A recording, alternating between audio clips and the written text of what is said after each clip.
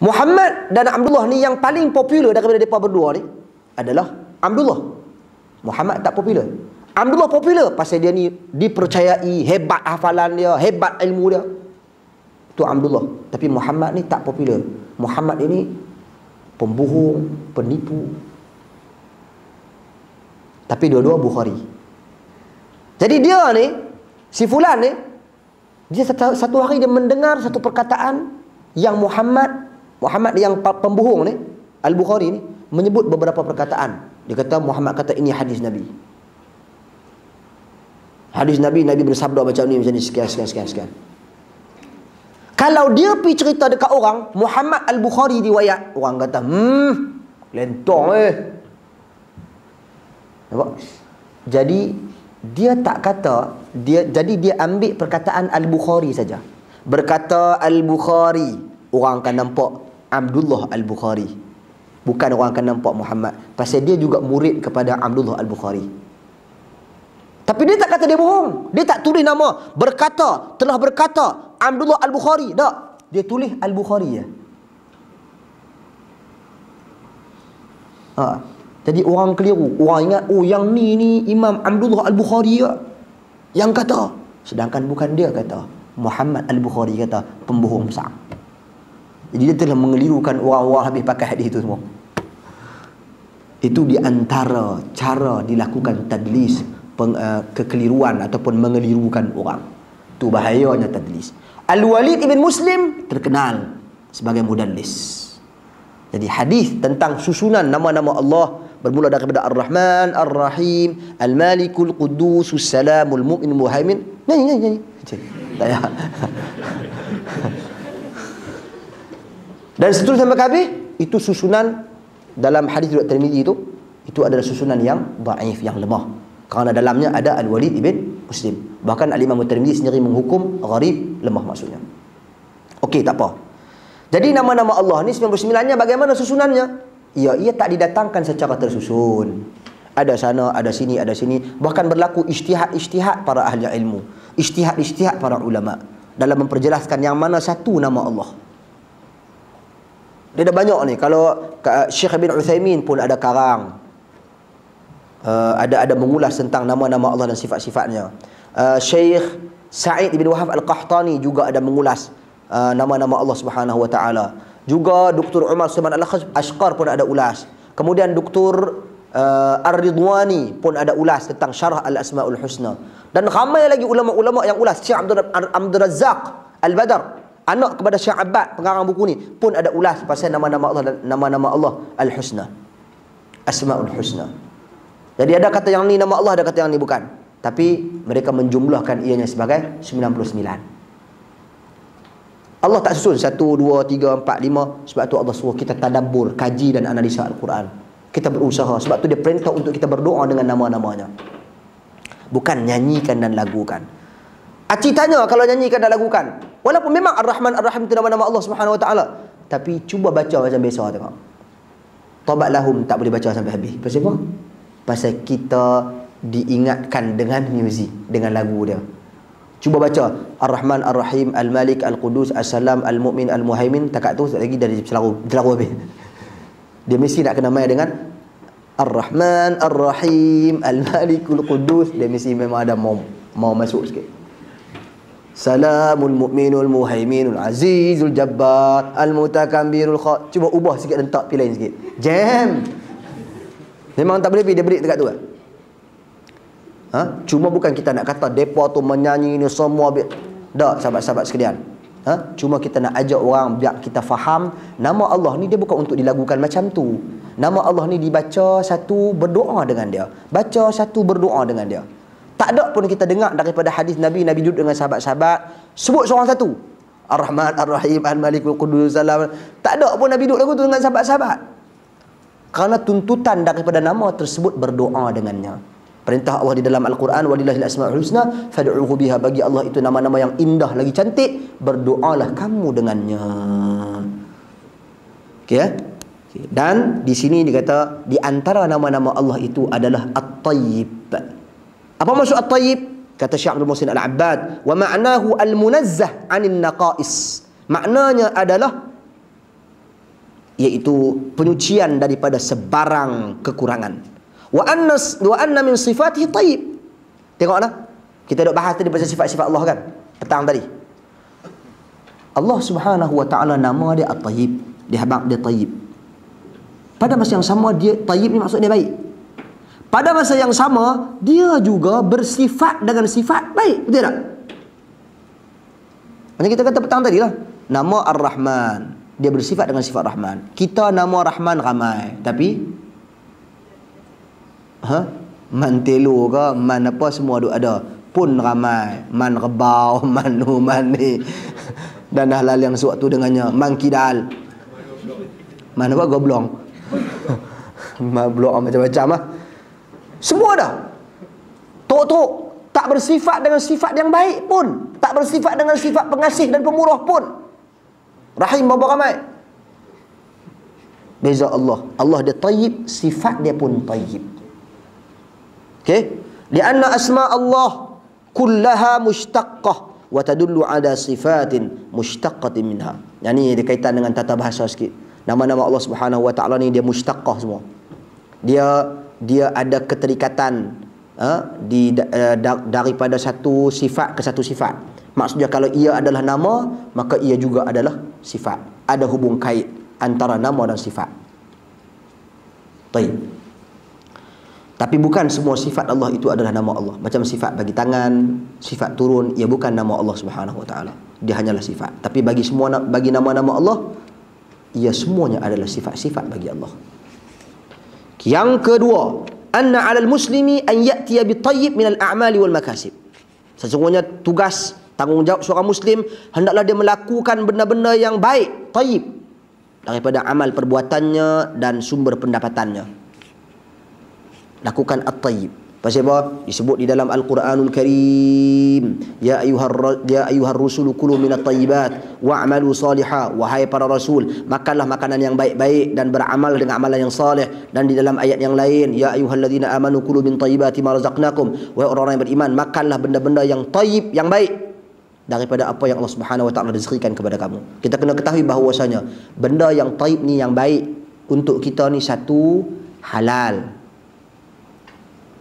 Satu halal, satu lagi dia satu benda yang baik, bermanfaat, berfaedah.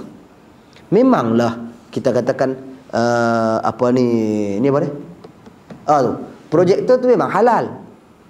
Halal projektor tu. Orang tanya apa hukum makan projektor? Hukum ni halal lah. Boleh makan. Hang tumbuk makan. Kalau teringin skrin tu halal. Dia tak ada benda-benda yang haram pun. Tapi tayyib ke tak? Baik ke tak? Dia tak baik. Dia tak ada manfaat untuk kesihatan. Bahkan mungkin boleh mendatangkan kemudaratan pada kesihatan. Jadi dia mesti halal dan tayyib.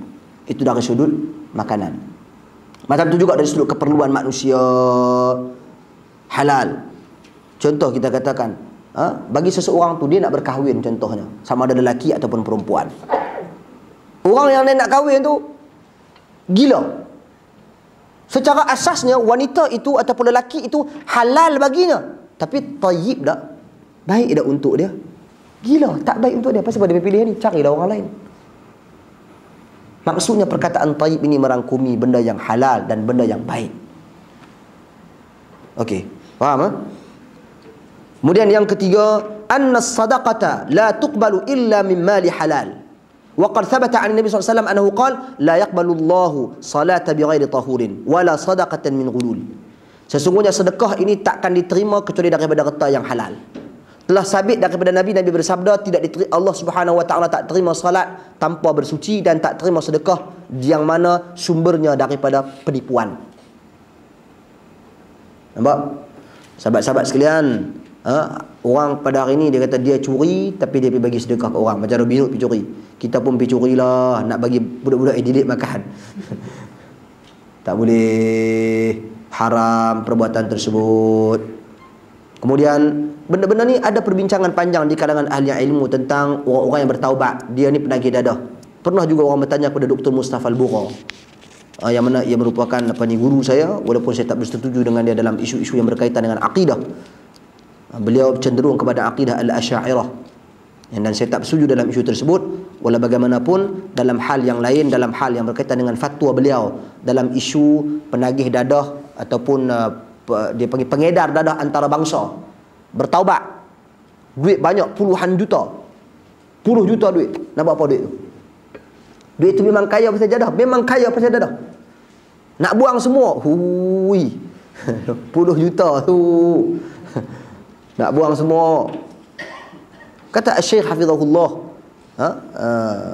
moga-moga Allah mengampun dia dan kita semua, Dr. Mustafa Al-Bura, beliau berkata bahawasanya harta tersebut ditinggalkan sebahagian untuknya yang dikatakan mencukupi untuk dirinya dan ahli keluarganya sahaja. Selebihnya sama ada dimusnahkan ataupun diberikan kepada pihak-pihak yang menggunakan untuk tujuan selain daripada ibadat. Perantara kepada ibadat, wasilah kepada ibadat boleh, tapi direct duit ni 80 juta lebih ni hang buat masjid, tak boleh. Tu buat ibadat terus. Tapi kalau buat laluan ke masjid, kalau buat tandah dalam masjid, pasang lampu sikit ke contoh, tapi adakah ia dikira sebagai ganjaran pahala? Taklah, pasal duit tu duit haram, sekadar pelupusan duit tu kan. Apa dia? Tapi apa yang dikira? Takwa dia kepada Allah. Itu dikira. Wa man yattaqillaha yaj'al lahu makhraja. Sesiapa yang bertakwa kepada Allah Subhanahu wa taala, Allah Subhanahu wa taala akan buka bagi dia jalan penyelesaian bagi setiap permasalahan dia. Kita ayat ni kita gantung di rumah, ayat 1000 dinar, harap-harap bila gantung besok 1000 dinar ada dalam bilik. Ayat ni dibaca kena faham. Barang siapa bertakwa kepada Allah Subhanahu wa taala, Allah akan buka baginya jalan penyelesaian bagi setiap permasalahan dia, dan Allah akan kurniakan bagi dia rezeki yang mana dia tak sangka-sangka rezeki itu mai. Syarat dia apa? Takwa, bukan syarat dia gantung ayat. Ini kita faham, sahabat-sahabat sekalian. Okey, jadi sumber sedekah tadi ni mesti daripada sumber yang halal. Kalau tidak, sedekah itu tidak akan dikira walaupun dia dah bertaubat. Harta yang dia bagikan kepada pihak-pihak tertentu untuk lakukan amalan-amalan selain daripada ibadat ataupun amalan yang merupakan perantara kepada ibadat, yang dikira adalah taubat dia dan takwa dia kerana dia bagi duit tu. Sedekah dia tak dikira, sebab kata Nabi, wala sadaqah min ghulul, takkan diterima, Allah takkan terima sedekah daripada sumber-sumber yang tipu, ada penipuan yang haram, yang tak elok dan sebagainya. Seterusnya yang keempat, sikit lagi. Tafaddalallahu ta'ala ala ibadihi bin ni'am wa amarahum bi an ya'kulu min at-tayyibat. Allah Subhanahu wa ta'ala memuliakan hamba dia dengan nikmat. Allah bagi nikmat yang pelbagai. Pasal kata Allah Subhanahu wa ta'ala, kulu min at-tayyibat, makan benda-benda yang elok, maknanya banyak nikmat Allah. Kalau perhati balik dalam Al-Quran, cuba tengok sahabat-sahabat sekalian, benda yang haram ni sikit ya. Lain daripada tu halal dan harus. Idea yang bijak adalah buat hak haram, bukan hak halal. Pasal kalau buat hak halal, banyak benda yang halal. Tak kena halal. Lah ni kalau haram sikit ya. Jadi tempek pun tak banyak sangat. Haram, tak tempek. Haram. Habis benda yang usul khinzir ada ni haram habis ya. Yang lain daripada tu adalah halal. Pasal nak buat halal juga, bisnes lah brother. Boleh dapat untung sikit, boleh orang kita berniaga, tak apalah. Itu mungkin satu idea. Tapi saya berpendapat lebih relevan, lebih rasional kalau kita buat cap haram. Ataupun gunakan perkataan, mau guna perkataan haram kok kasar sangat ke, guna perkataan lah. Jadi lagu Tukuk Terengganu. Jadi perkataan nan halal. Tu dia nan halal kan senang. Nan halal. Sikit sebab nan halal ni tak banyak. Sebab at-tayyibat ni banyak. Benda yang haram Allah sebut beberapa benda je dalam Quran. Boleh dibilang. Khinzir, bangkai, darah, haiwan yang mati tak dibacakan dengan, tak disembelih dengan cara yang betul, dengan sebutan nama Allah Subhanahu wa taala. Haiwan yang mati terbunuh, mati patah kepala, mati jatuh gaung, disebut di dalam Al-Quran semua ni. Arak. Jadi ini disebut makanan-makanan dah. Yang lain-lain tu Dalam hadis Nabi disebut anjing, haiwan berbisa.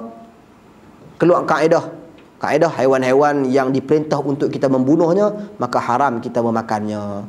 Seperti ular, tikus, ini semua diperintah untuk bunuh. Burung gagak, anjing, diperintah untuk kita bunuh. Jadi berarti kita haram memakannya. Kucing haiwan yang dilarang kita membunuhnya, juga haram kita memakannya. Kucing dilarang untuk bunuh, katak dilarang untuk bunuh. Nabi sebut di dalam hadis. Maka haram kita memakannya. Tak pasal tak boleh bunuh. Faham? Jadi ini benda-benda tak banyak pun, sikit lah. Lebihnya ustaz teringin lah bewak. Saya tak teringin. Dah bewak. Dok. Bewak pasyak tu. Teringin. Dak bewak kita tu pun, bewak kita tu haram. Tapi ia termasuk dalam makanan-makanan yang dikategorikan sebagai khaba'ith. Benda-benda yang kotor berdasarkan culture dan keadaan masyarakat kita. Kalau kita teringin nak makan pun, boleh kita nak pergi buka kedai sate bewak. Dok tu pun saya dulu ni cerita. Ni tak apa, kita nak pergi pasal sikit. Dok dulu dekat Universiti Madinah, belakang padang dia tu ada padang pasir tu, dok banyak. Jadi ada beberapa orang sahabat kita yang dia rajin pergi duk tangkap dok. Jadi satu hari tu dapatlah 2-3 ekor dok. Saya pun kata tak apa, kita try makan je. Ini cerita ni nak sejarah nak try makan Ada seorang sahabat saya yang pernah belajar di Pakistan, sekali dengan saya di Universiti Islam Madinah, dia masak dok. Saya suruh dia goreng, dia kata tak apalah, dia buat sup. Dia buat sup. Saya tak ada. Ini contoh teringin nak makan ni. Kan saya tahu sebab teringin nak rasa ni macam nak rasa lagu mana ni, tengok macam sedap. Jadi bila dia pun sembelih tu satu hari dah lambat nak mati. Lambat sungguh mati, berjam-jam mati. Lepas dah mati semua tu, kita pun berehat semua, dia masak. Masak kita pun tak apalah. Lepas makan kami makan ramai-ramai, makan lantalan ramai-ramai, hampak sufrah tu. Plastik tu, buah nasi atas tu, dia pun buat main lah sup tu. Bunyi bau daun sup ni, bau sup apa? Sup bunjut. Allah sedapnya sup bunjut ni. Kucai tu kaki dia tak potong, nak dah tu. Pakai tak makan. Tak boleh pi. Dia nak kaki yang tak kerak lagi pergi elok, dia kata dah aku rebus gitulah. Kata hang ni lok tu. Jadi tak jadi nak makan. Tapi kalau kita buka dalam masyarakat kita, sup bok, dia orang tak pergi makan sebab dia tak kena dengan culture kita. Sebab dia tak kena dengan culture kita. Ni bila ni? Dia nak buat? Dan ke? Okey, kita buat lagi. Kita buat habis yang ni dulu ni. Cerita pasal benda yang halal tadi, benda yang halal ataupun haram. Okey. Jadi sahabat-sahabat sekalian, benda yang halal ni banyak, benda yang halal, benda yang haram itu sedikit. Saya tak mahu nak masuk fik makanan ni, nanti lain cerita lagi, nanti boleh memanfaatkan sahabat saya Dr. Imran, dia duduk di sini, boleh berbicara dan berbincang tentang dengan beliau tentang fiqh dalam isu-isu fiqh dalam pemakanan. Makan apa yang boleh, makan apa yang tak boleh. Sebab Islam dia tak terlalu ketat. Dia tak ketat sangat dalam isu bab makanan ni. Yang mana yang haram jelas qat'i haram. Yang mana yang tak ada kejelasan harus. Sebab tu kalau kita tengok fatwa ulama Indonesia dengan Malaysia berbeza dalam isu kopi musang luwak. Musang luwak. Kopi musang luwak. Dalam isu apa? Isu musang tu makan biji kopi kan. Dia ambil biji kopi yang terbaik. Dan akhirnya dia biji kopi tu dia tak hancur apa. Dia makan, dia telan, lepas tu dia buang melalui saluran najis dia, keluar jadi najis. Dia korek balik najis tu, ambil balik biji kopi. Cuci biji kopi, jadilah kopi yang berkualiti. Mahal tak sangka. Mahal. Kalau yang betul-betul itu yang terbaik punya tu, memang puluh-puluh ringgit, mungkin ratus mungkin sampai, wallahu alam. Kopi musang luwak. Fatwa Malaysia, ulama Malaysia kata, ahli majlis fatwa kebangsaan kata haram. Sebab bila biji tu masuk dalam perut, dia punya macam mana kata? Dia kata dia akan ada kesan proses dalam perut dia tu. Bercampur dengan najis memberi kesan pada biji kopi tu, jadi lagi sedap. Fatwa ulama Indonesia, mereka melihat kepada antaranya sahabat saya Dr. Arifin Badri, senior saya di Universiti Islam Madinah, dia bahagian fiqh. Dan dia membuat analisa tentang isu musang luwak ni, lama dah dia buat. Yang mana dia menyatakan musang adalah haiwan yang halal dimakan. Halal dimakan.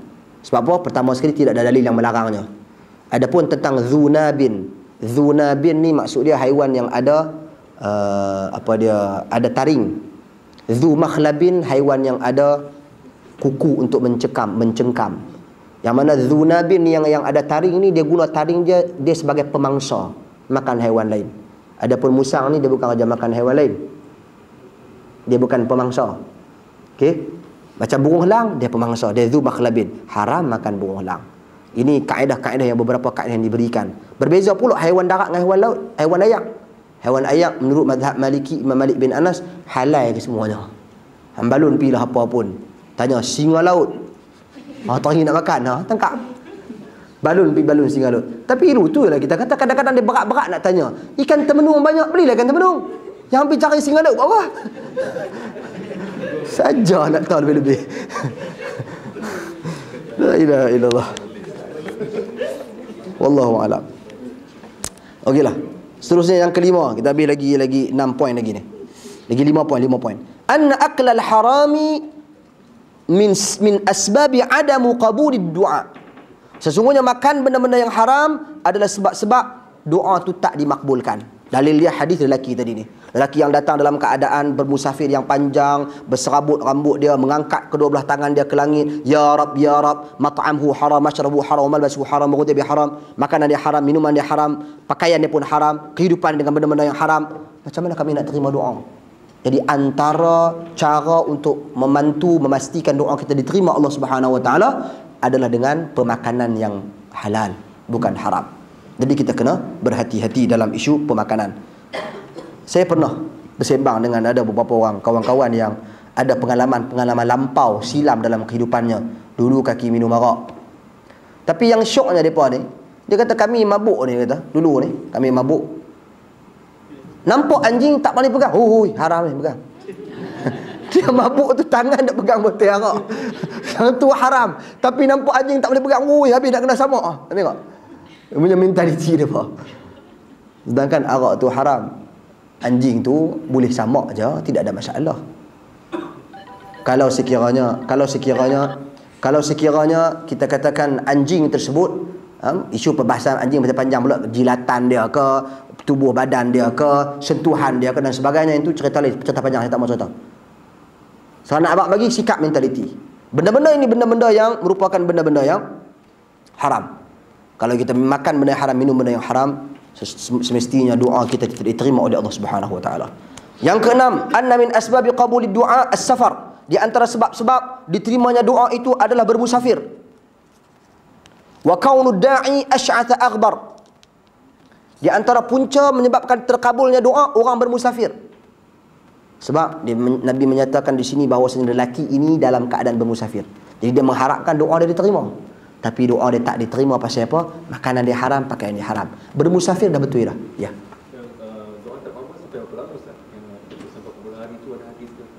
Itu kalau minum arak. Kalau minum arak, amalan tak diterima. Begitu juga berzina. Itu kata Nabi SAW di dalam hadis. Okey? Ya. Tetapi sekiranya dalam hal-hal yang lain, walaupun kita kata minum arak, tengok-tengok tak kita faham hadis Nabi, tak diterima doa kita. Bertemu dengan Tok Bomo contohnya, tak diterima amalan kita selama 40 hari. Walau bagaimanapun pintu taubat ada. Habis-habis kita buat tu kita rasa salah. Bertaubat kepada Allah Subhanahu Wa Taala dengan taubatun nasuh. Mengharapkan pengampunan Allah Subhanahu Wa Taala. Jadi para ahli ilmu mengkhususkan taubat, insya-Allah Allah Maha Pengampun, Allah Maha Pengasih, dia akan membantu untuk mengampuni dosa-dosa dan kesalahan hamba dia. Kita kena yakin benda tu. Masalahnya orang dia kurang yakin dengan doa dan dia kurang yakin dengan taubat. Dia kata dah Aku dah minum arak semalam dah, 40 hari tak diterima, tak apalah, tidurlah 40 hari tak payah bayar. Tak, bukan macam tu. Pintu taubat sentiasa terbuka.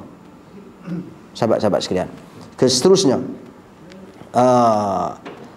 jadi bermusafir antara waktu yang dimakbulkan doa. Kita bahaskan semalam, antara kita perlu ketahui waktu-waktu timing dimakbulkan doa. Yang ketujuh, anna min asbabi qabulihi aidan raf'ul yadain bidu'a. Sebab diterima doa adalah juga mengangkat tangan ketika doa. Yang kita bahaskan kemarin, ada ketika mana kita berdoa, angkat tangan merupakan satu sunnah. Angkat tangan. Antara cara yang membantu untuk memakbulkan doa adalah mengangkat tangan. Lelaki yang dia buat betul dah. Kena pada time, iaitu ketika mana bermusafir. Angkat tangan, okey dah. Cuma tinggal makanan, pakaian, minuman haram. Allah tak terima.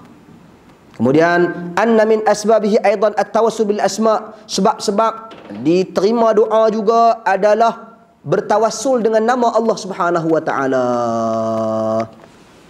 Bertawassul dengan nama Allah Subhanahu wa taala. Rabb, dia panggil ya Rabb, wahai Tuhan, wahai Tuhan, Rabb. Nama Allah Subhanahu wa taala. Kita guna nama Allah. Sebab tu di awal hadis kata Nabi SAW, innallaha ta'ala tayyibun. Allah Subhanahu wa taala itu baik. Guna nama Allah kerana di antara cara-cara yang mustajab untuk kita berdoa, menjadikan nama Allah sebagai perantara dalam kita berdoa. Kita dah bahaskan juga 2 malam baru-baru ni, iaitu tentang kaedah dan cara untuk kita berdoa. Jadi begitulah sahabat-sahabat sekalian, sedikit sebanyak hadis yang ke-10 besertakan faedah-faedahnya. Malam ni alhamdulillah kita dapat, seingat saya kita dapat 4 hadis ya. 4 hadis malam ni kan. Alhamdulillah. Jadi kita akan sambung dalam sesi bila berapa bulan? 15 hari bulan. 15 hari bulan kita akan sambung untuk sesi seterusnya. Insya-Allah kita akan habiskan penjelasan ringkas daripada hadis 40 karangan Al-Imam An-Nawawi. Faedah-faedah yang boleh dimanfaatkan bersama-sama. Insya-Allah. Jadi saya buka kepada soalan. Sekiranya ada perbincangan, dipersilakan. Di sana. Kebetulan kita masih dalam perbincangan makanan. Jadi kalau boleh Ustaz ni uraikan sikit dengan ringkas berkenaan dengan 2 isu. Yang pertama adalah isu emulsifier E471 contohnya yang dikatakan berasal daripada unsur babi. Dan yang kedua adalah sembelihan ahli kitab. Dia dalam keadaan kita sekarang ni boleh tak, hanya valid tak, halal tak untuk dimakan. Bismillah. Sahabat-sahabat sekalian, berkenaan dengan E41 ni, E apa tu? E471. Yang EE itulah dia banyak tulis jenis E macam-macam kan. Saya wallahu alam, setakat pembacaan saya benda-benda ni semua, ada sebahagian pihak berkata ia tidak dapat dibuktikan secara jelas. Saya tak tahu macam mana Dr. Imran. Ente ada buat analisa pasal ni? Doktor, Anak tak pasti. Sebab anak sekadar pembacaan anak ada kata benda-benda ni semua mengarut. Wallahu alam, anak tak pasti. Kalau sesiapa yang ada buat analisa pasal benda ni, ada pendetilan, dapat membuktikan ada di sana unsur-unsur yang haram, maka haram. Tapi kalau kita tak pasti, ada unsur-unsur syubhat, tak pasti, kembali kita kepada hadis An-Nu'man ibn Bashir. Benda yang halal jelas, benda yang haram jelas. Buat apa kita nak pergi duk cari? Benda-benda yang macam ni dia banyak dalam makanan-makanan lagu cekedis. Kopok-kopok kan. Orang tua-tua panggil cekedis. Obok-obok apa ni, makan lagu ni. Allah, beli kam-kam je. Kam-kam, twisties.